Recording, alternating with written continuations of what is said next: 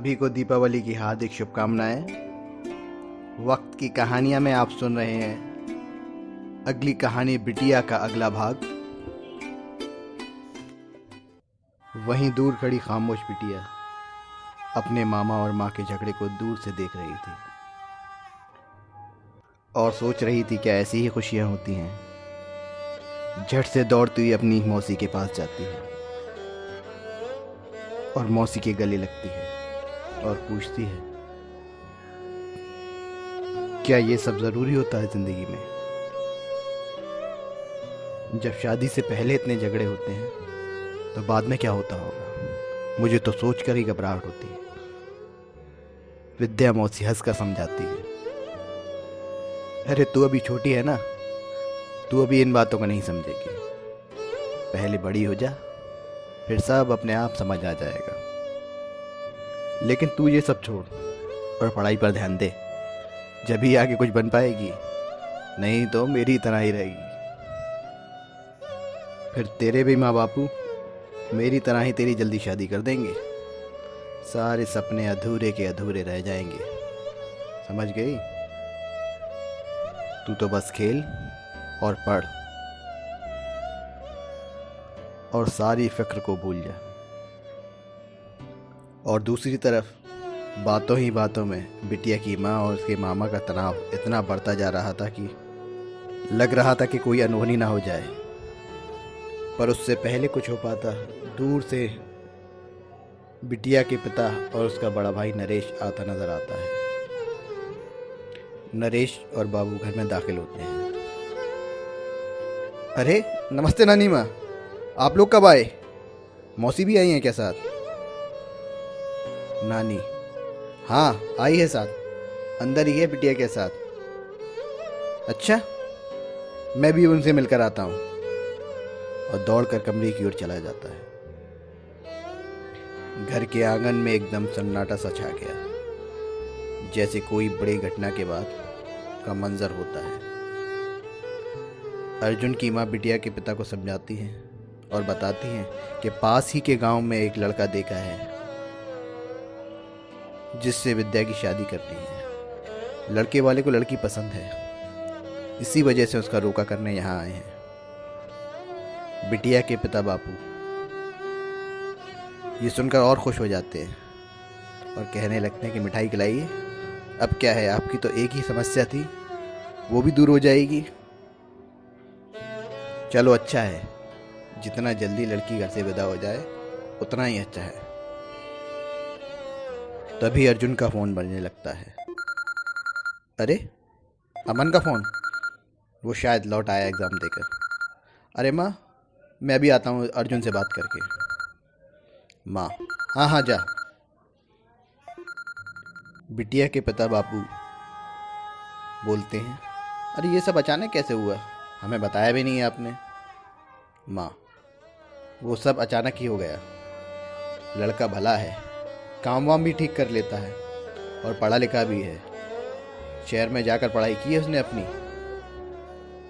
वो तो उसके पिता की अचानक मौत हो गई, नहीं तो कुछ देखते, कुछ न कुछ करता जरूर।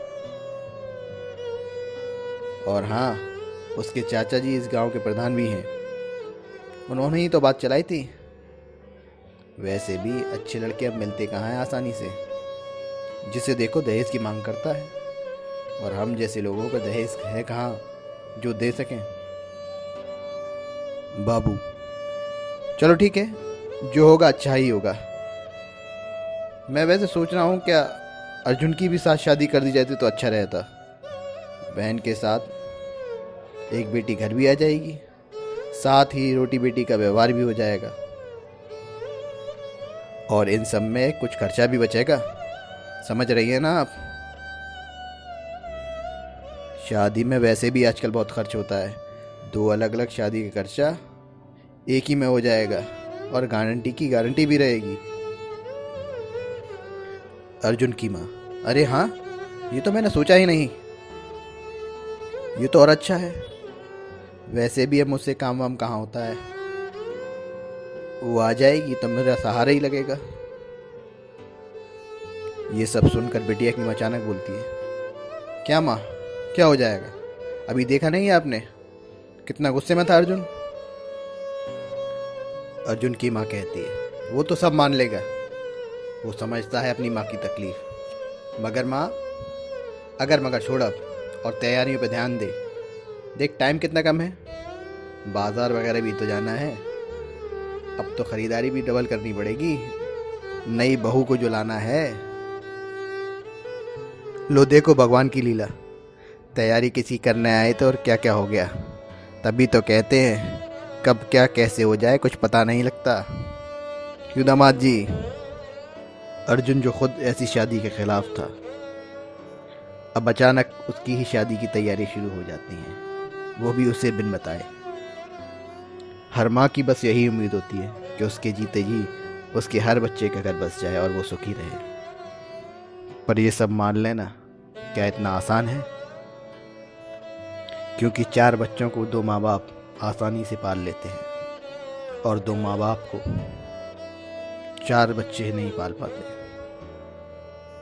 और ना ही उनको कभी समझ पाते हैं।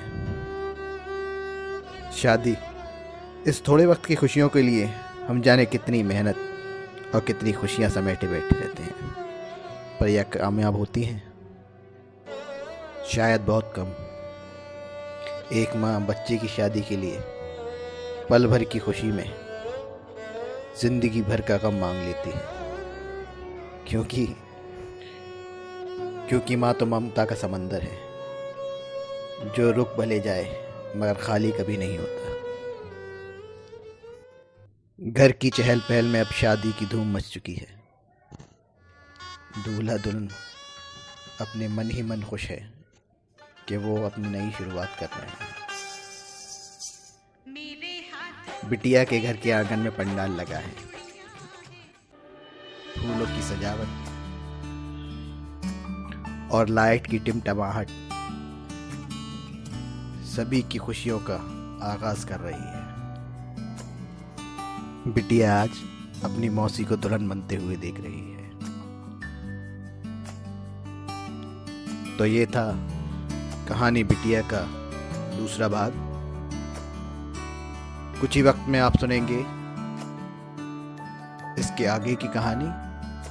सुनने के लिए वक्त की कहानियाँ चैनल को सब्सक्राइब कीजिए, लाइक कीजिए, कमेंट्स कीजिए और शेयर करना ना भूलें।